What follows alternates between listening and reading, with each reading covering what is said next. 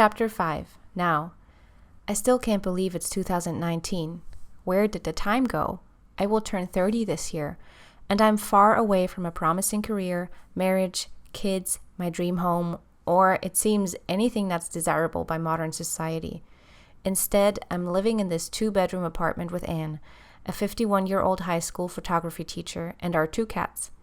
We even had 3 at one point, but her first cat, Poppy, sadly disappeared one day, and we had to assume it was something to do with the coyotes in the area.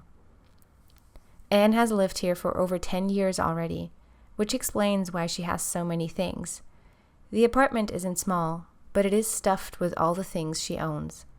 I knew when I moved in that I would have my room, and of course would be welcome to use the common areas, but that there would be no space for my personal items in any of those places.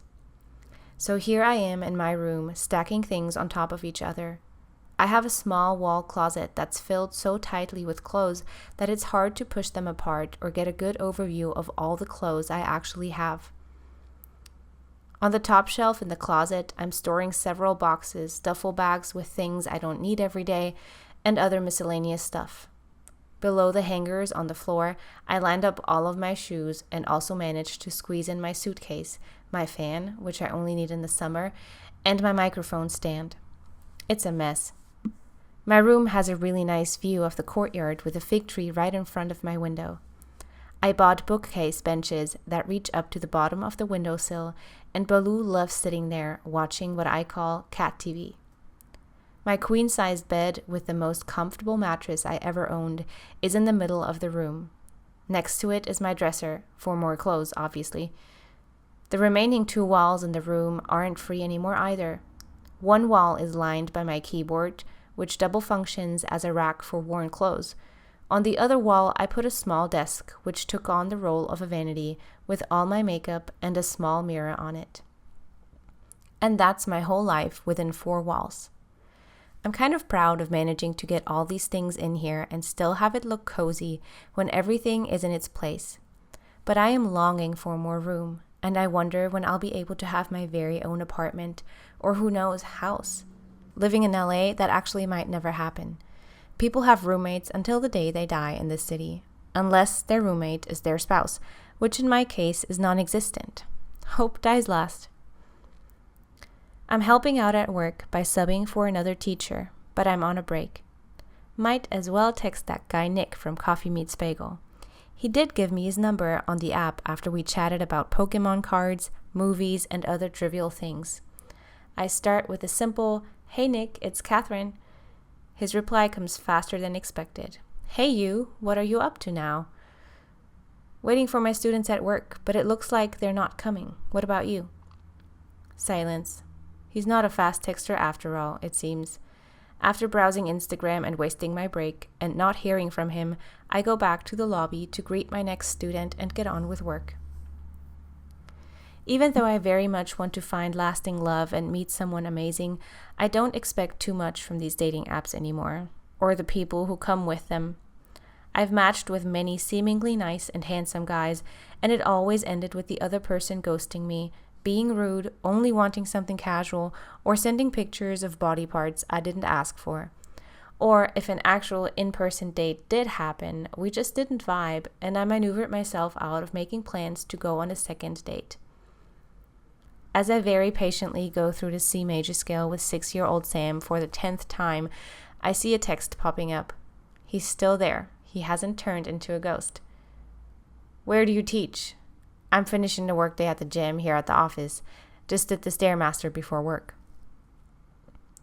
I'm slightly confused by the term gym at the office, but I don't have time to text him back just yet. I have to finish these lessons, and hopefully I can get him on a phone call, which we had talked about earlier. It's always easier to really get a feeling for someone when you talk to them, and it could save me a possibly bad date if the call reveals all the things I won't like about him. After my lesson with Sam, I send him a text. "Let's talk on the phone tonight if you're free." I know it's a Friday, and he might very well have plans to be out and about, unlike me, who prefers to sit in her little room as a 29-year-old grandma. I pretty much gave up drinking when I gave the raw vegan diet a try a couple of years ago. Before that, I would only drink to get tipsy or drunk anyway. I always wondered if anybody really drank for the taste of alcohol. I can only bear it if it's mixed with something sweet that covers up the alcoholic, stinging, bitter taste. And if I really want to loosen up, that's nothing that a small chocolate edible can't fix. Going out just isn't as fun anymore when you don't drink, or when you don't have $20 to spend on a glass of wine, or when you can't walk in your stiletto pumps for more than an hour, and instead of having fun, all you can think about is getting out of them before your little toes die off. My point is, I'm not a big fan of clubbing or drinking or spending any amount of my paycheck on any of those things. It's 9:30 p.m. My shift at the music school was over 7 p.m. I haven't heard from Nick. It's been a little more than 4 hours. Oh well, I think he might have lost interest. A phone call might have seemed like too big of an investment. I'm looking at inspirational quotes on Instagram as a text pops up. Just got home, had dinner with some coworkers. Let's talk tomorrow. What's your schedule like? Okay, we're still doing this. I'm also quite impressed by the fact that he's using sentence marks and spells all of his words out. I shouldn't be impressed by that, but after so many what are you doings and heys, I appreciate a man who can show some literacy and has the patience to type out full sentences. The next morning, at work again, I'm sitting in my little cube room in between lessons and waiting for Nick's call. I gave him the option to call me after my shift, which ends at 4 p.m., or during my half-hour break at 10:30 a.m. He chose the half-hour break, and part of me wonders if this is his way of making sure I won't talk his ear off. Regardless, I am very excited and quite nervous. I sit on one of the little piano benches facing the mirror wall, staring back at myself. What if he's trying to FaceTime me? It's okay, I think to myself. I'm at work. I look decent. I have makeup on. I just need to hold my phone at an angle that is flattering. I open my camera to make sure I not only look okay in the mirror, but also on my phone. As I'm holding my phone up to find the best angle, my phone starts ringing. It's a normal call. Phew. But I should let it ring a few times, so it doesn't seem like I was waiting for his call with my phone in my hand. My heart starts beating quite rapidly, which is so silly. I haven't even met this guy. I might not even like him. Here goes nothing. Hello, I say. Hi, Kathrin, it's Nick. I know, how are you? I'm good. Just got back from the gym. How's work? I'm having somewhat of a hard time hearing him. Our connection isn't great, but I do hear that his voice sounds really nice and soothing, like that of a normal and nice guy. Fingers crossed. We exchanged some more casualties, and since his dating profile wasn't really clear on his job, I decide to ask what he does. I work for Homeland Security. In my head, I'm immediately transported back to Matthew, the guy I went on 3 dates with just a few months ago, who also worked for Homeland Security in the terrorism department. I find those jobs attractive. Men in uniform, a real job compared to mine. Matthew was tall, quite handsome, said working out was important to him, had his own place, and made sure to pay the bill on our dates. But then our third date happened at his townhouse that smelled like grandma just a bit too much.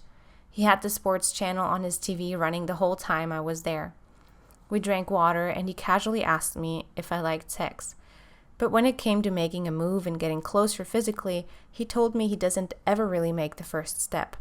He's afraid to overstep, and he'd rather be a coward and lose a girl than to be perceived as someone pushy or even molesting. So I offered my bravery and leaned over to be kissed by him, which he did very reluctantly. I told him to lay on top of me to loosen things up a bit more. He proceeded to do just that. I laid flat on my back, and he laid flat on top of me, just like that. I figured that was it. I gave up hope then. After 2 minutes of laying on me, he said he should probably get off me because he feels like he's too heavy. I agreed and went home a few minutes later. We never spoke again. Oh, I almost shout. What department in Homeland Security? Can I ask that? Yeah, it's fine. I work for the Secret Service. Oh, okay. Do you believe me when I say that? Say what? Why wouldn't I believe you? I just meant the Secret Service thing. Some people are skeptical about that. I definitely heard the term Secret Service before, and I was just going to go with pretending that I'm fully aware of what someone who works for the Secret Service does. I'll find out. We continue talking about previous online dating experiences, and Nick tells me he FaceTimed a prospective date and she had so much attitude he didn't even want to meet her anymore. He tells me it's nice if someone looks good, but if the personality isn't right, then he doesn't want it. This conversation is making me confident that he could actually like me. I wish I could keep talking. I'm actually really enjoying talking to you, but I have my next student coming in 2 minutes, I say. I like talking to you too, Kathrin. We should definitely meet up sometime. Definitely. Text me later. Okay, bye. It scares me a bit how well this phone call went, because the longer it goes well, the bigger the disappointment will be later if it doesn't work out. But let's stay positive here. I have something to daydream about now.